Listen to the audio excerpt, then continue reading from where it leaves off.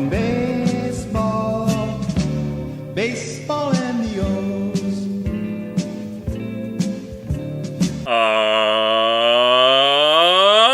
Welcome back, Birdland, to another episode of the Talkin Orioles Baseball Podcast.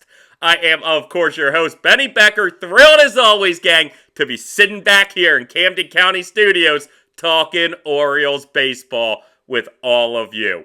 A bit of a frustrating episode we have on our hands today. We titled it In the Pits, because that's how it feels right now for Orioles fans. But a lot of good stuff to talk about as well. We're going to talk about the Orioles getting swept by the Pirates, of course, but also how the O's are refocusing on fundamentals and execution. We're going to talk about the good. We're going to talk about the bad. We're going to talk about the injuries and a whole lot more. So stay tuned on today's episode. A lot of good content coming your way, gang. But before we jump into that, make sure you're following us on Instagram and TikTok at Talkin Orioles Baseball. Make sure you're checking out our episodes, our full-length episodes on YouTube.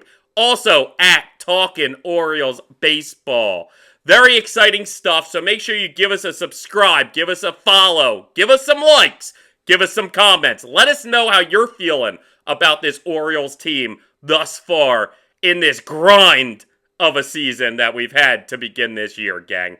But let's jump in, starting with getting swept in Pittsburgh, gang. It was ugly. It was an ugly 3 games for these Orioles against these Pirates. But let's break down the games just a little bit.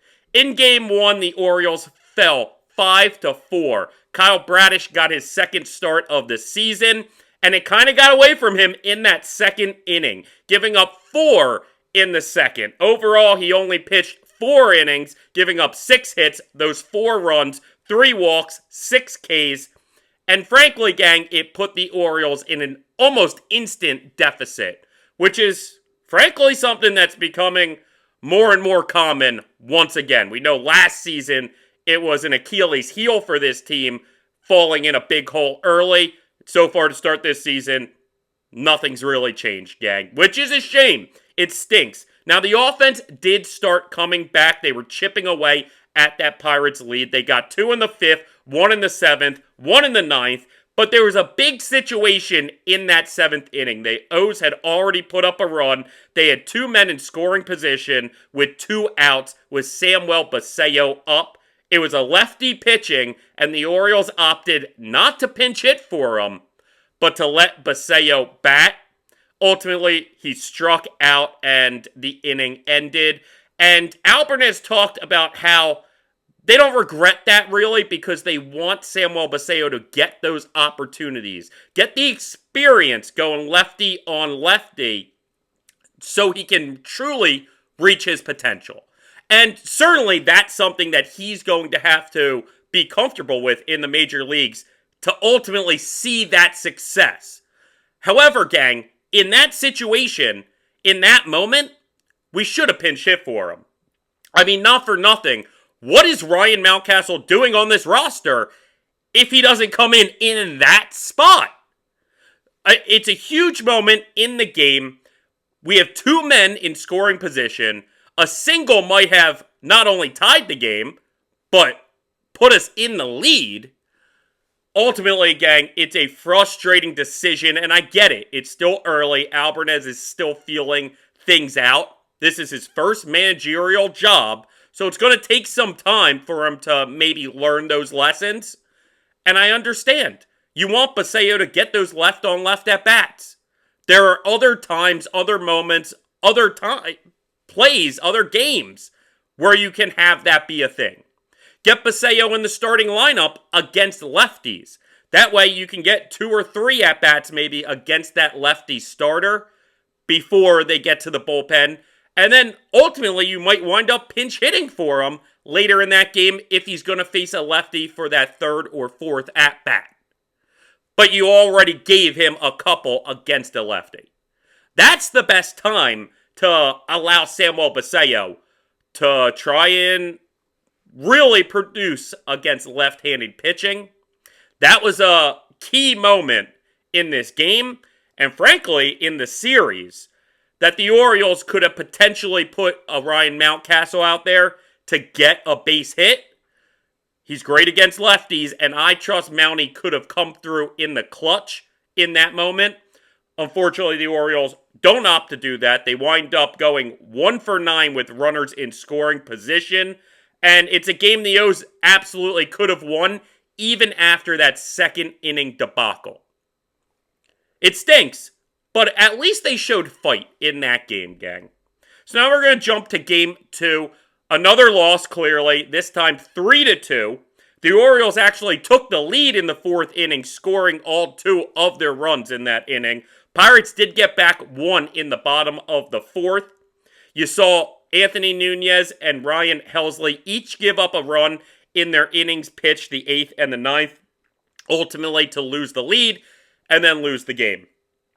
The O's got 6 hits and 7 walks, so they were putting some guys on base, and you need to be better driving in those guys.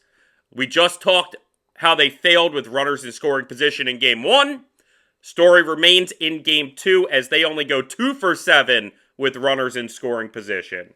Shane Baz did have himself a nice start, which is a positive sign. His first start got a little rocky, but not terrible. Second start was a step in the right direction, ultimately pitching 5 2/3 with 3 hits, 1 run. That was unearned. He gave up no earned runs, 3 walks, and 5 Ks. It wasn't his ceiling by any means, but certainly he showed his potential and something to be excited about for Shane Baz moving forward in this season. Really, the footnote of the game is something we're going to touch on just after we recap these games, which was that the Orioles ran out of challenges and potentially lost the game because of it. And that's, again, a topic we will touch on deeper in our next topic.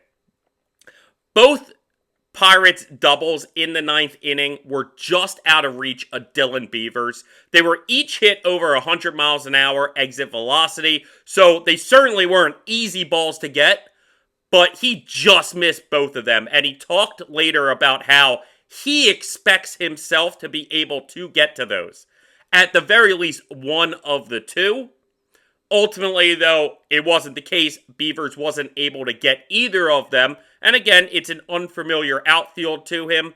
So, as is the case, the Pirates scored not only in the 8th, but also in the 9th off of those 2 doubles and ended up walking it off on the Orioles.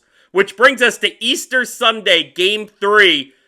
And the Orioles just laid an egg on Easter, gang. There's no other way to say it. 8-2 loss. Chris Bassitt got this start, and if we thought his first start was ugly, this second one was even worse, gang.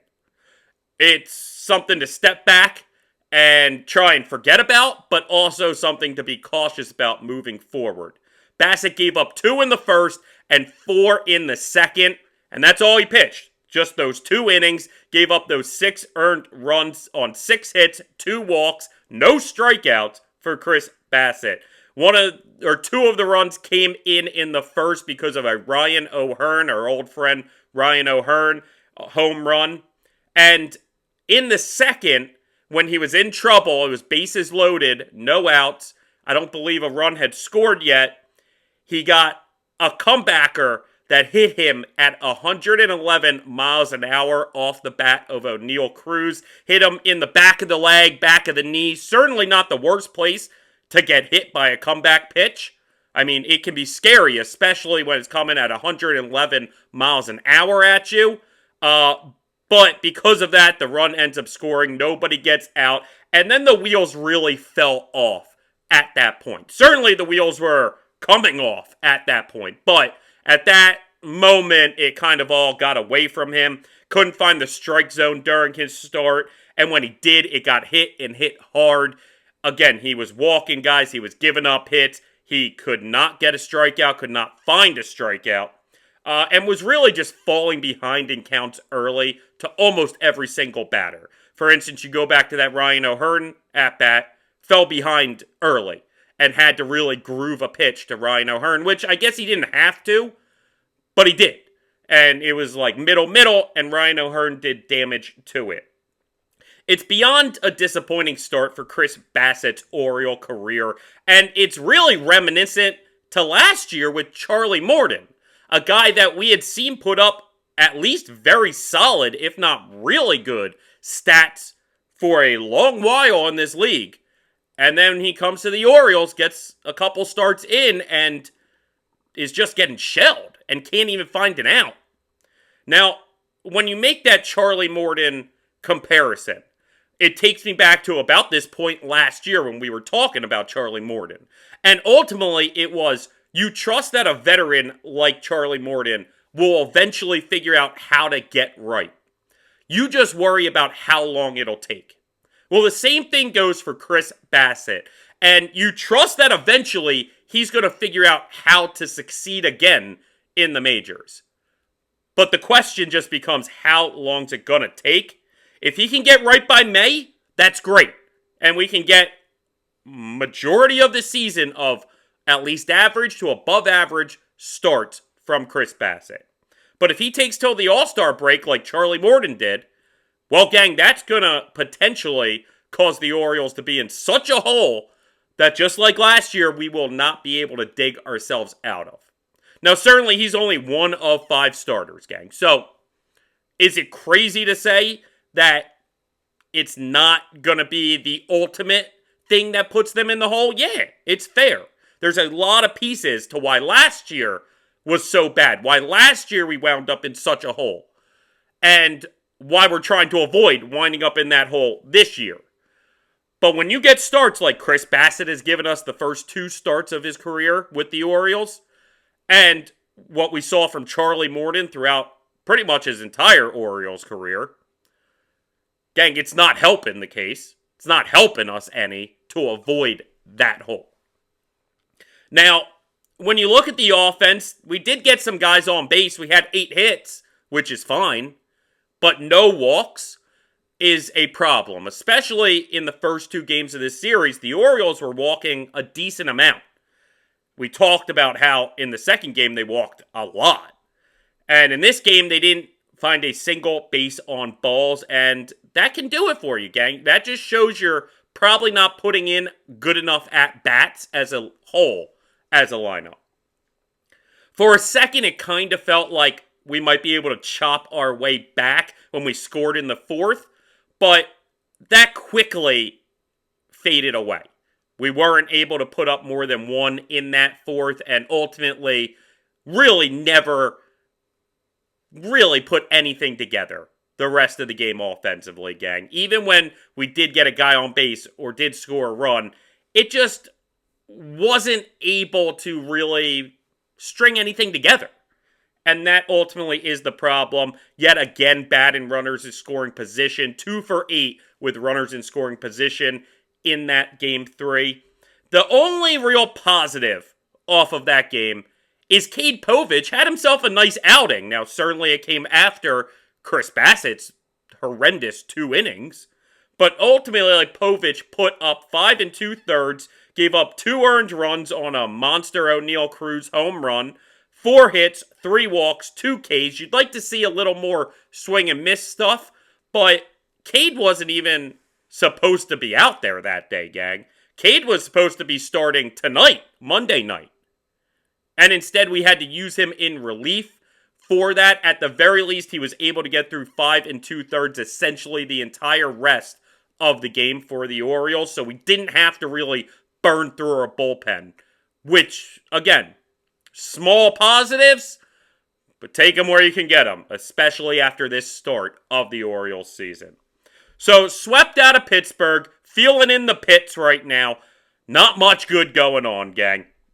And let's kind of backtrack to that game 2. We mentioned, as I'm sure you know, the Orioles ran out of challenges in that game, and it possibly was not just costly, but the entire game costly. So, with 1 out in the 9th, Ryan Helsley essentially got a strikeout. The pitch, he had 2 strikes on the batter. The pitch looked like it clipped the zone at the very least, and it was called a ball. And again, we had no challenges to use at that point, so we couldn't challenge it. It was just remained a ball. Ryan Helsley then's next pitch, backup slider, got hit hard. Again, one of those 2 doubles the Pirates hit in that inning that wound up winning them the game. Alvarez really backed his players, though, as far as the 2 challenges that we used and lost earlier this game. One was on Kobe Mayo's second inning at bat. Again, it was a strike 3 call. Mayo challenged, and frankly, when the pitch happened, I thought it was a ball too. I was with Kobe Mayo for being like, oh, that should get challenged. Ultimately, though, it was a strike, and so it was not a good challenge, and we burned one in the second. Same thing then happened to Gunnar Henderson in the 9th. Another strikeout looking.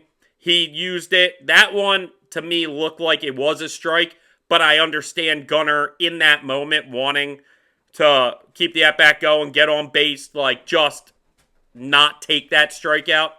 So he tried to challenge, also lost that challenge. That's what led us to the bottom of the 9th when Ryan Helsley gave up the double, ended up giving up another double after not being able to challenge what should have been a strike 3 call. Now, again, Alvarez publicly backed his players. He said that both were fine, and he was supportive of those guys using that challenge, and he has no problems with guys challenging when they think that it's a right situation, especially in those decisive moments of an at-bat. But he did say, quote, it's one of those things where you always wish you had one in the 9th. And yeah, you see why. You see why you should hold on to that challenge. So to me, it ultimately falls on Kobe Mayo's in the second inning because that's just one of those where, at the end of the day, gang, what are we doing? It's only the second inning. Again, it was a 0-0 game. It wasn't like it was in game 3 in the second inning where you're already down 2-0 and soon to be 6-0. Not that you know that, but either here or there. It's not like you're already in a hole in the game.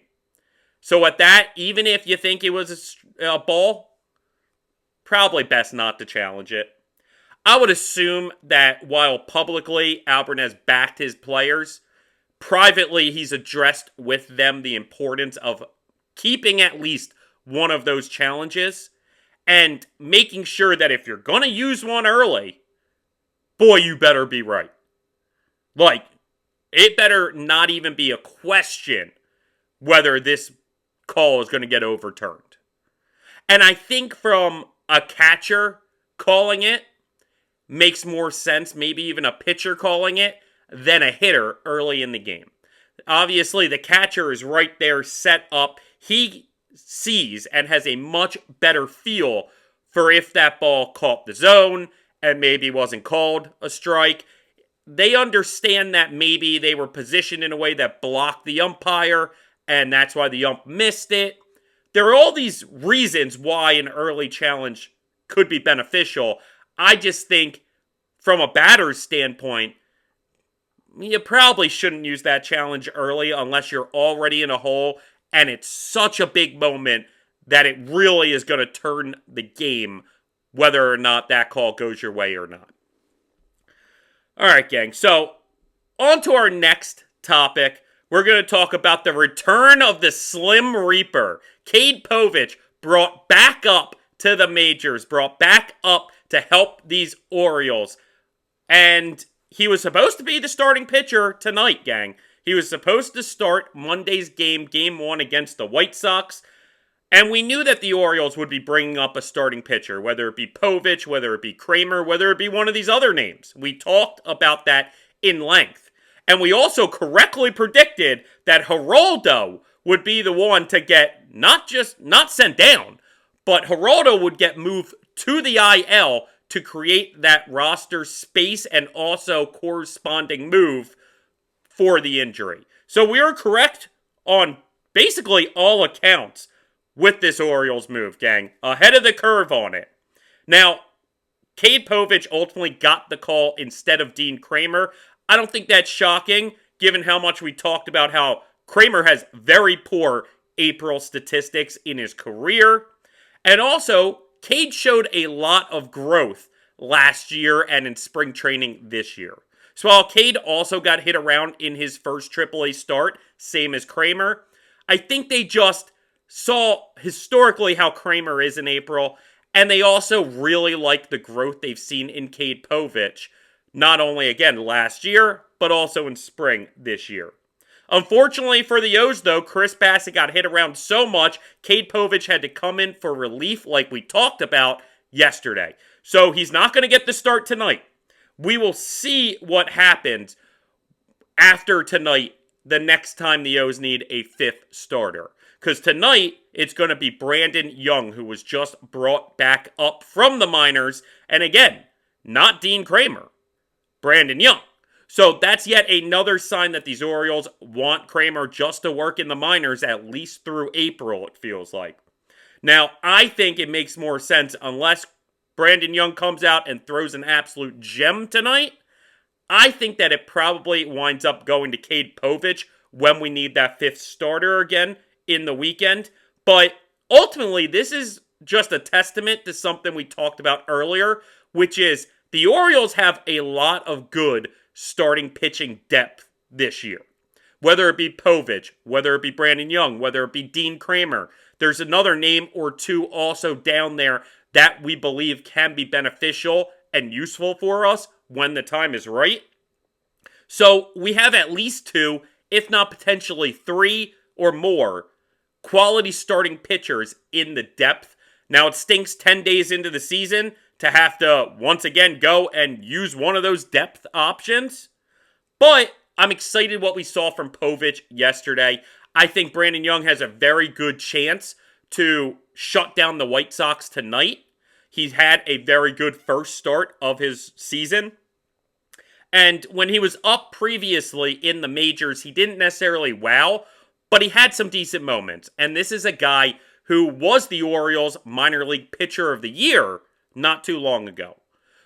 So there's a lot to like about this depth, and ultimately we still have Dean Kramer in the minors, waiting in the wings for later on this season when and if he is needed.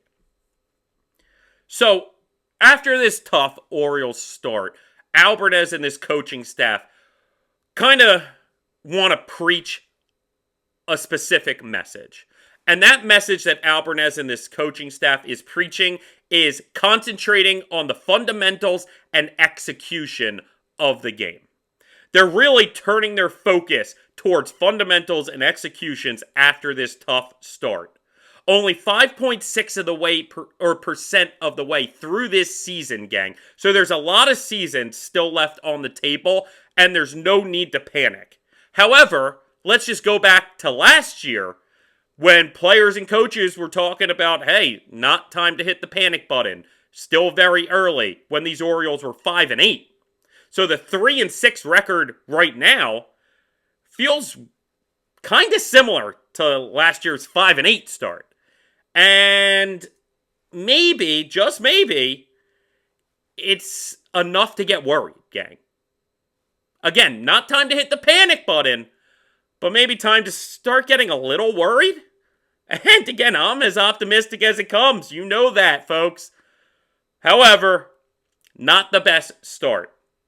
Alvarez and Alonso both had quotes preaching about how this season is a marathon. It's not a sprint. And you hear that time and time again.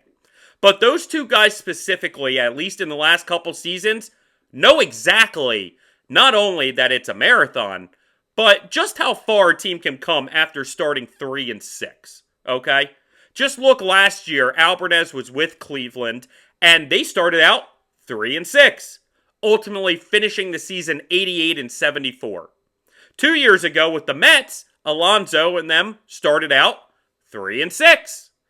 Ultimately finishing the year 89-73. So it's not over, gang. And we know this. We are, again, 5.6% of the way into this season. So there is a lot of the season left. And you can write this script however you want, gang. Being 3-6 is not a death sentence for a baseball team. However, if you look historically at the Orioles franchise, In the 19 times that they've previously started out a season 3-6, they've only made the playoffs once. Not a good historical precedent. However, most of those teams, if not all those teams, were much, much worse teams. I mean, we're talking like the Dark Ages with a lot of unattractive lineups out there. Also, nowadays, you have an extra playoff team. Heck, maybe even multiple extra playoff teams from if you go far enough back. So, it's not all apples to apples, gang. The Orioles still have a very good chance at being a good team, being above 500, and making these playoffs. Albarnez, though, wants the Orioles to focus on the little things. Quote, getting back to fundamental baseball, playing clean baseball, doing the little things right. Also, he talks about how, quote, we can do all the things, talking about practice, grounders, swings, batting practice, everything you gotta do. We can do all the things, but just because you put in the work doesn't necessarily guarantee execution. It comes down to individual efforts, concentration, and execution when the moment comes. I love the messaging from Albarnez already. Clearly, this is not how the team wanted to start. You can get quotes from all over the clubhouse about how disappointing of a start this is, but none of these players are hanging up the cleats. None of these players are throwing in the towel. All of these guys still believe just how talented of a group that they have and how far this team can come from this point forward. Your team has the talent to be better, or this team has the talent to be better, and I expect them to be better. But you don't want to wake up in May and find yourself in a massive hole to start the year. The O's just need to find ways to grind out and win these close games. You know, whether it's not allowing 4 in the second, or it's being better with runners in scoring position, or it's having better at-bats, longer at-bats, getting more walks. Ultimately, we have 22 games left in April, and in order for the Orioles to find themselves over 500 come May 1st, they'll have to go 13-9 in those 22 games. Absolutely possible, but at this moment, the idea of going 13-9 with the way that this team has played through 9 games seems maybe even unrealistic, gang. And again, 13-9 is not a crazy swing. So, I think this Orioles team, I know this Orioles team, I should say, has to win at least 2, if not all 3, in Chicago against the White Sox in this upcoming series. You have to get back on the winning track. You're facing potentially the worst team in baseball. You need to take advantage of this moment. And while the Pirates are an up-and-coming, exciting young team, there's a lot of buzz around them, they're not going to be the best team at the end of the season. But they're probably not going to be one of the worst teams either. They're going to be sitting middle of the pack most likely. So the idea of getting swept by a middle of the pack team in the beginning of April isn't the end of the world, gang. Especially a team you're unfamiliar with in a ballpark you're unfamiliar with. It happens. It's the White Sox series that, to me, is going to tell a lot. You need to be able to win this series. Get 2 of 3. And if you can sweep and get back to 500 going into the homestand, obviously that's ideal. So we'll see how these Orioles respond. I think we're going to see a much more concentrated, a much more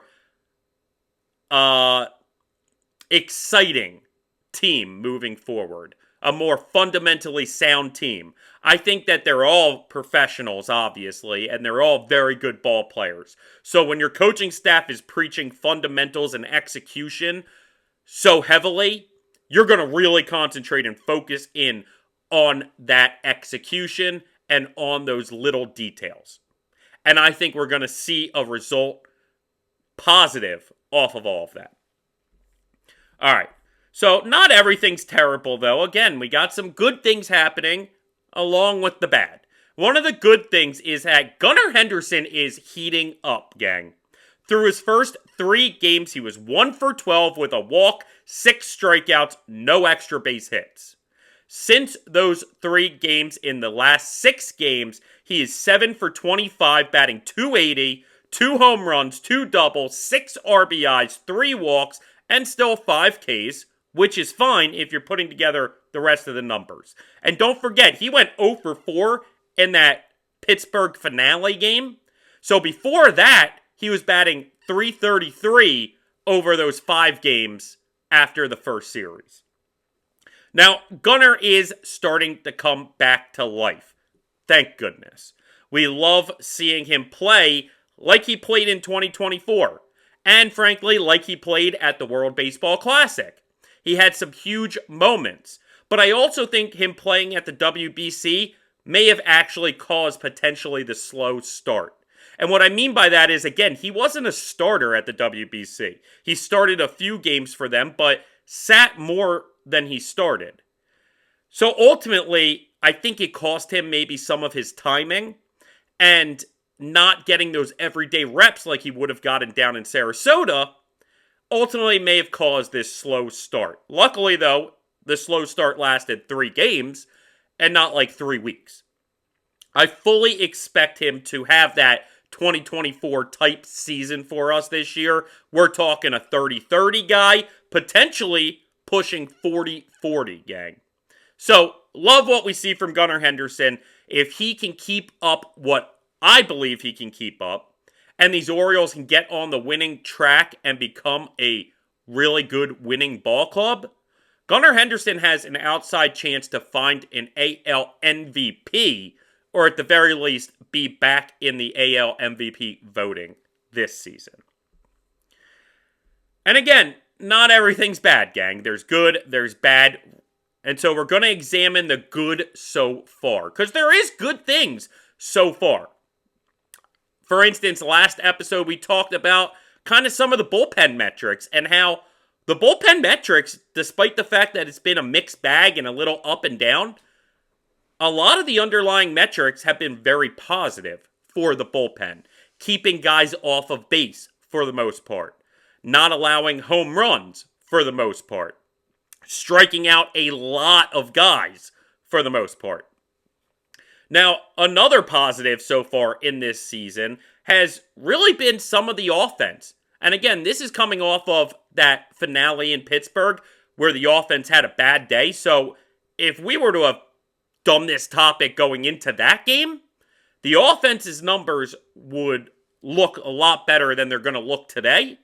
But even so, today I can find some good, positive offensive metrics for these Orioles. They're 10th in the league in batting average, 13th in on-base percentage, 15th in OPS, 9th in doubles, and as far as pitching goes, they've only allowed 8 home runs, which is tied for 10th lowest in the league. So there are some positive takeaways. Another positive takeaway are players individually already having a strong start to the season. We've talked about Adley Rutschman batting .333, 440 on base percentage, 964 OPS. Taylor Ward, phenomenal start to his Orioles career, batting .343 with a 429 OBP and 866 OPS. In that leadoff spot for every game so far for the Orioles, and he's really done a fantastic job in that spot so far. Really locking himself, at least for the moment, into that leadoff spot. You got Dylan Beavers batting .308 with 4 ribbies and a 770 OPS. He's also tied second in hits on the Orioles with Gunnar and Alonso. So, very good company Dylan Beavers is in right now to begin the year. And again, this is a guy who's not playing every day, despite the fact that a lot of you fans want him to be an everyday guy. Still in more of a platoon somewhat, but he is playing great to start the year. Then you have guys maybe not fully living up to their potential, but still having decent starts to the year. You have Colton Cowser, again, whose numbers might not look great, but seemingly gets on base in every game he plays in, and has definitely improved on some of his stats, including the swing and miss stuff that really hindered him last season. He was one of the worst in baseball at that metric. Now he's more about league average, and he's always going to have a little swing or miss in his game, but it's about staying kind of league average and not completely towards the bottom of the league in that category. Pete Alonso, another guy, certainly hasn't lived up to his full potential yet, but still having an okay start, consistently getting some hits, getting on base, driving in a run or two. The type of guy, too, that clearly isn't having that monster slump that so many of these players that sign big contracts with new teams seem to have. A lot of times it's tough getting familiar with not only a new ballpark, new team, but new opponents, everything that comes with it, the pressure of the huge contract, kind of being one of those new franchise players for this new franchise, holds a lot of weight on these guys. And a lot of times you see them absolutely falter in the beginning of their career with that new team. Pete hasn't done that. Certainly Pete has a lot more to provide for us, and we expect a lot more power coming out of him as we move through the season. But again, it's about finding the positives in things, and clearly he's not going through one of those monster slumps that sometimes these big free agent signings tend to have to start their new season. Then you have like a Blaze Alexander, who, again, has just done great things, not only offensively, but defensively. And a guy that we went out and traded for this offseason. And seems like we got a really nice utility player.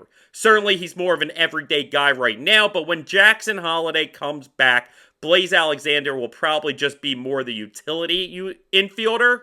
And I expect him to really have a nice, productive season for these O's in that utility role.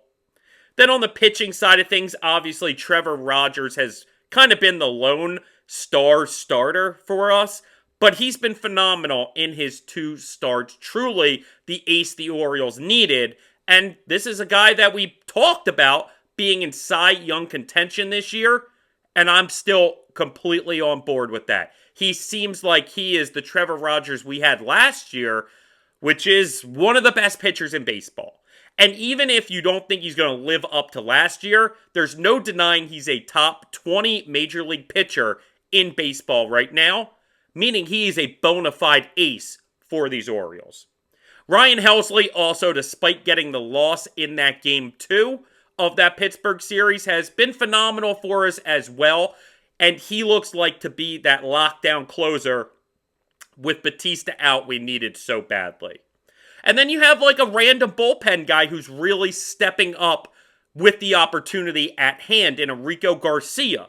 This is a guy who got us out of a lot of jams last season when he would come in ball games and showed a lot of potential. So far in this season has yet to allow an earned run in his 4 appearances so far. So Rico Garcia is one of those guys that seems to be stepping up with the opportunity at hand, and that's something we talked about with the state of this Orioles bullpen between the injuries, between not bringing in really major names for the middle relief roles. It's one of these things that guys were given the opportunity to try and prove their worth.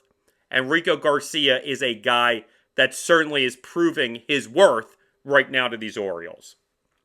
Also, entering Saturday, the Orioles had an MLB best 80% win rate with the ABS system. So while the last 2 games really haven't gone our way with the challenges, I don't want to overreact too much, especially with the lack of having challenges in that game 2 potentially costing us the game. I don't want to overreact, and I still want to believe that these Orioles are going to be a very good team when it comes to challenging on balls and strikes. Ultimately, too, they are finding ways to start rallies, which is important when you have to have those comeback victories. Now, this is kind of 1A, or part 1 of this rally talk, and we'll get to it, part 2, in the next segment. which is the bad so far. Because, yeah, there's been some good so far, but certainly with a 3-6 record, there's been a whole lot of bad too. And we're going to start the bad with really the Orioles offense. Only scoring 3.8 runs a game right now. They scored 2 or fewer in 5 of the 9 games, and that's just not going to cut it. Very hit or miss, literally. And we need to be better with runners in scoring position. It was a theme in that Pirates series. 1 for 7, 2 for 9, whatever we were. It was not good enough, gang. You need to be able to drive guys in when they get in scoring position. That's the name of the game. And in order to do that, I think we just need to be okay with playing small ball at times, not always hunting for home runs. And I get it. Coming into the year, I was big on how many home runs we would hit. And I still believe we're going to hit a ton of home runs. But right now, the home run ball is not there for the Orioles. We're one of the lowest teams in home run totals so far this season. So it's okay to, hey, just put the ball in play, gang. Have good at-bats. Put the bat on the ball. Good things happen when you make contact and put the ball in play. When you make the defense have to beat you. Good things can happen. We saw in that Pirates series, the Pirates winning games, getting runs off of just little dink and dunk. Heck, we saw the Orioles do it on opening day. Just a couple ground balls through the infield, and the Orioles win that game. We need to kind of remind ourselves of that mentality. And I think with what Alvarez and his coaching staff is preaching right now with the fundamentals and the execution, is going to kind of lean on that as well when it comes to the offense. The idea of, hey, let's just get good at bats, see good pitches, put the ball in play. I don't need you to hit it 450 every time, gang. I just need you to get on base, keep guys moving, go through the lineup. Do this as a team. Another problem with the Orioles so far has been the poor pitching, especially from the starting pitching. And it goes without being said. Seems like the Orioles have been in a deficit after 1 or 2 innings more games than not this season. And that's a tough hole to dig yourself out of. It's putting a lot of pressure, too, on the bullpen.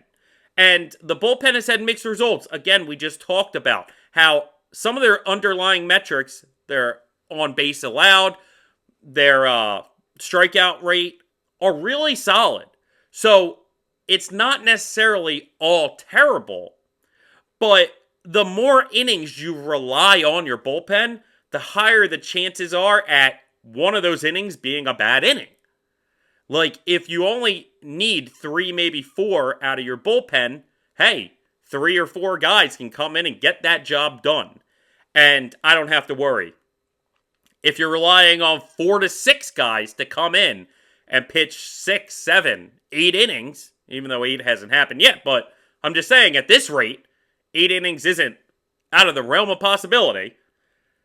There's a higher chance that one of those innings is going to go poorly. I don't know if you want to call it math.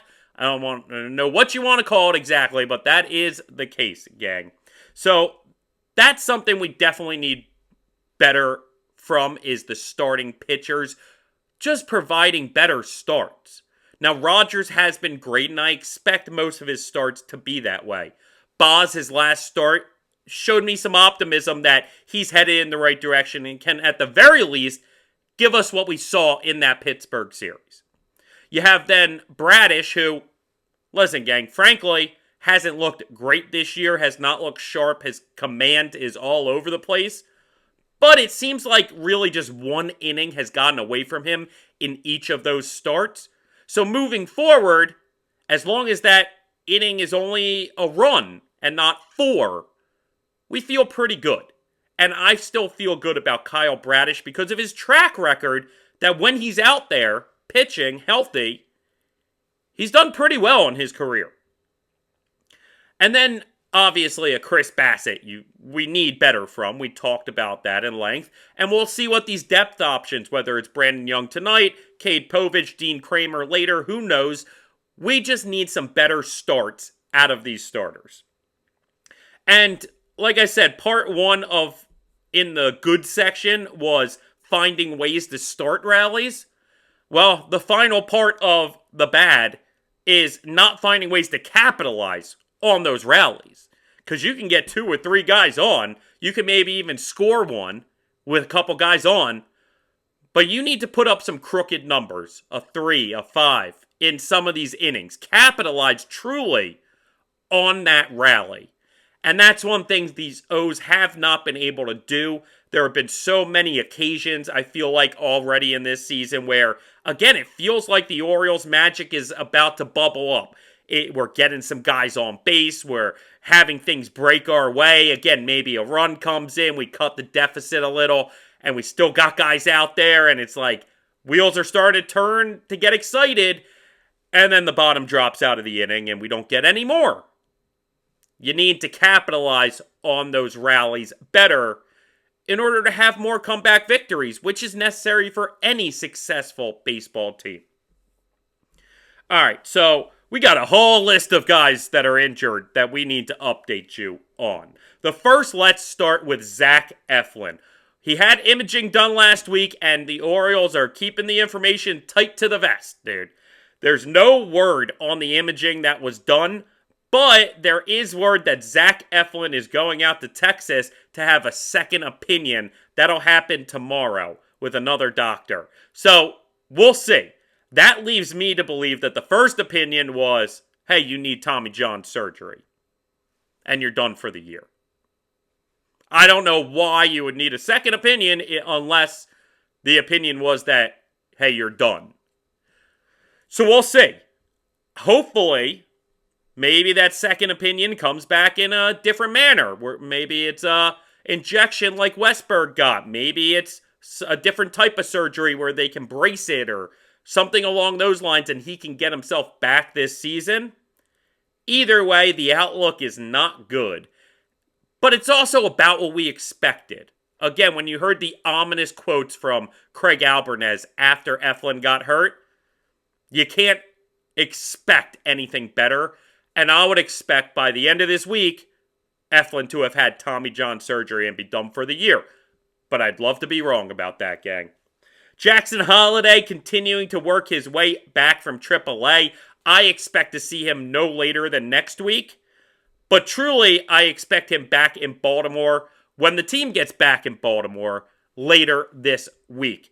And don't forget, he has his bobblehead day with Coconut, his dog.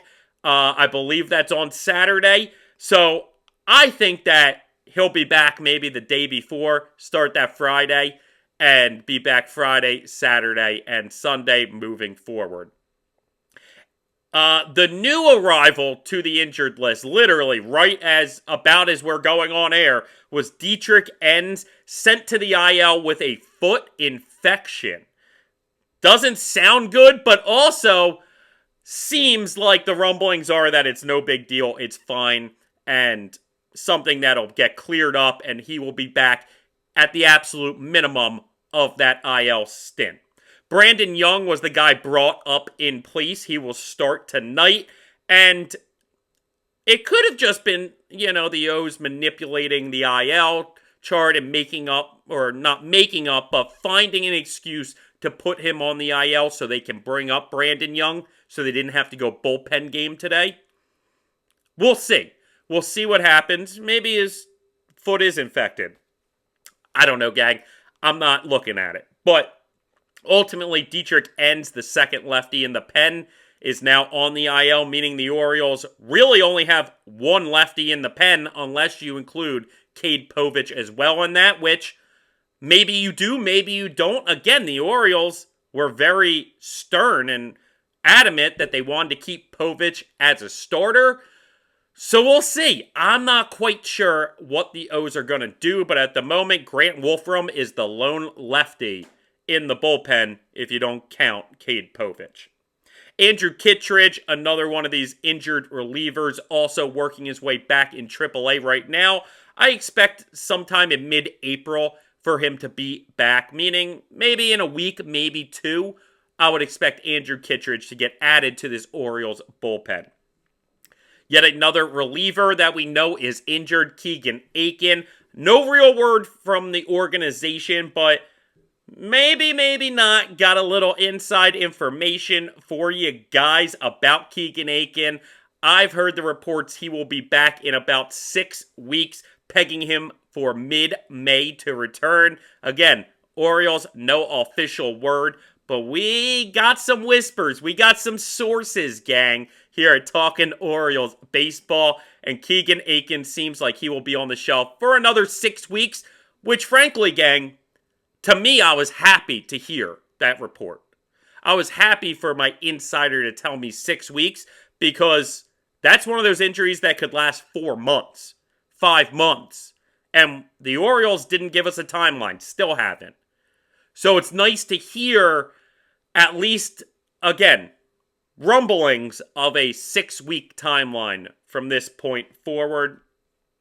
Jordan Westburg, no real update. However, he has been swinging a bat and throwing. Gives you some hope that maybe the injection worked and he can get back to playing and playing the field this season. But also the lack of a real update and the Orioles moving him to the 60-day DL or IL really puts his return in question. And then the last guy we'll touch on, again, is a guy we kind of already mentioned, Yermíl Geraldo, sent to the IL with shoulder inflammation. We predicted that this would happen because he had an ERA of 21.6 already in this season, and the Orioles needed to send someone to the IL to bring up a starting pitcher. Now, again, ultimately that starting pitcher they brought up had to be used in the bullpen in Cade Povich, so they had to kind of run it back again with Enns and Young. Don't be surprised, though, if Geraldo comes back up and actually pitches really well when he returns. It's something we talked about last episode, but I always feel like there are these starting pitchers there are relievers who hit the IL after a really terrible start to the year, and then when they come back, really do great things. So don't be surprised if Geraldo gives us some nice innings whenever we see him again. All right, starting to wind down this episode. The next topic I want to talk about is star pitching prospect Joseph Zerva. Okay, a little goofy last name looking wise. I believe it's pronounced Zerva.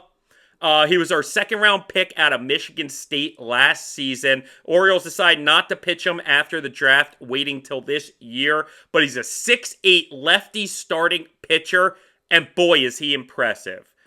He wowed at the spring breakout game, striking out a record 8 batters, most strikeouts recorded by a pitcher in a spring breakout game in just 3 innings, pitched 3 innings, 1 hit, no runs, no walks, 8 Ks. He also then, in his first start of his professional career, struck out 9 over 6 with Frederick Keys. He, again, 6 innings pitched, only at 1 hit again, 1 walk, no runs, 9 Ks. So this is a very impressive pitching prospect for these Orioles, gang. He's not necessarily throwing 100 miles an hour, tops out around 95, maybe 96, but his fastball has crazy movement on it. Truly wild movement. Now, it's the type of pitch that maybe gets more ground outs than swing and misses. However, that's a great thing to have in your arsenal, gang. And he's reminding a lot of people of Chris Sale, even Randy Johnson, if nothing more than just his size and his arm angle out there. He also features a change, a slider, and a cutter. And this is a guy who is familiar with succeeding on the bump. He really was Michigan State's ace from day one of arriving on campus. Plenty of college accolades and finalist for awards. This is a kid who is a special pitching prospect for us. And listen, gang, he's already in his 20s. Again, 22, I believe. So, will we see him with the Orioles this season? Probably not. But if he just continues to shine, then it becomes this thing where, hey, we keep moving him up. He keeps shining. Why not? Why not give him a try? He's in high A ball, like I said, Frederick right now. Don't be surprised if he winds up getting bumped to Double A within a month or so. And if that keeps succeeding, gang, there's a legitimate chance we could see Joseph Zerva on the mound for these Orioles this season. Odds are next season is probably more realistic. But frankly, gang, the way that our starting pitchers have pitched so far, part of you wants to put this kid on the mound and just see what happens. Because not only does he have incredible stuff, incredible size, but he's known for peppering the zone as well. You see that in his no walks in the spring breakout game, 1 walk in his first professional start. Meanwhile, the 8 Ks in the 3 innings in the breakout game, 9 Ks in the 6 innings of his Fredericks game. Very impressive stuff by Joseph Zerva. Hopefully you can get used to hearing and seeing that name. And he's an exciting pitching prospect to go along with guys like De Leon and Gibson and these other very exciting pitching prospects for the Orioles. Something maybe we haven't had in a while is 3 pitching prospects like those guys. And again, don't forget, a Cade Povich or Brandon Young already has shown some intrigue in the majors and certainly some dominating stuff in the minors. So it's an exciting time as far as projecting this Orioles rotation and staff moving forward. All right, gang, we're going to close out this episode real quick by previewing the White Sox series starting tonight. Game 1, again, you get Brandon Young in his first MLB start of the year coming up, taking that 5th starter spot. He'll go up against Grant Taylor, at least for an inning. Grant Taylor's the type of guy that the White Sox will use as an opener and probably will be gone by the 2nd inning. We'll see how that goes. It's a bullpen game for the White Sox, so I have a good feeling the Orioles might jump on, maybe not him, but some of the other guys coming in for the White Sox. Game 2, you got our ace Rogers going up against Shane Smith, who's posting a 19.29 ERA so far in his 2 starts. He has pitched 1 in 2/3 innings, giving up 3 runs, and 3 innings, giving up 7 runs. Hopefully the Orioles can continue to add to that trend of stats on his season so far. Game 3, Kyle Bradish versus Sean Burke, who has a 3.60 ERA. In his first start, he let up 4 runs, 3 of them earned in 4 innings pitched against Milwaukee. And then his second start, he shut down Toronto, 6 innings, only 1 earned run. Listen, the O's have a small sample size against these White Sox probable pitchers, but mostly have had success. Now, I'm not really including Grant Taylor in there. I think only Dylan Beavers has 1 at-bat against him, and nobody else has faced him. He'll only be in for an inning. As far as Smith and Burke go, the Orioles have had decent success against both of them. But again, small sample size. Most guys don't have more than 2 or 3 at-bats against either of them. So the White Sox on this series or on this season are 4-5, but they're coming off of a sweep of the Toronto Blue Jays. They lost 5 of their first 6 before that Blue Jays sweep. And I really feel like the White Sox are due to regress back to who they are, and the Orioles are due to get back to who we think they're going to be. Meaning, the O's are going to take at least 2, and I'm going to call it, gang. Blame me for the jinx if it doesn't happen. I'm going to call it the Orioles sweep the White Sox in Chicago, get back to 500 on the season after this series. All right, gang, like I said, it was a frustrating episode, some of these topics, but a lot of good stuff also that we talked about, and a lot of good things still to feel good about this Orioles team. So we're going to wrap up the episode now. I appreciate you sticking with us and tuning in. This has been another episode of the Talkin Orioles Baseball Podcast. Let's go, O's! Talk